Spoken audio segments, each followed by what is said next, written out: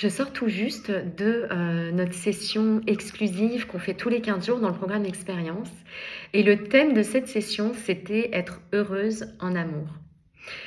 Et on s'est aperçu de quelque chose au fil de cette session et des partages, c'est qu'en réalité, on arrive dans notre relation à l'autre avec plein d'attentes, plein de besoins, plein de valeurs, plein de choses qu'on aimerait trouver chez l'autre.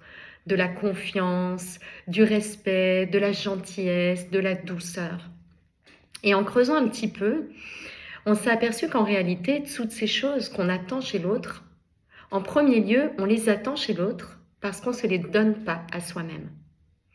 Et donc, on a fait un petit exercice hyper intéressant où on a remplacé les attentes qu'on a envers l'autre. J'aimerais qu'il me fasse des surprises, j'aimerais qu'il m'écoute avec attention, par je. Qu'est-ce qui se passerait si je remplaçais ce il par je? Et si moi, je me faisais des surprises? Et si moi, je m'écoutais avec attention? Et si moi, je respectais mes besoins?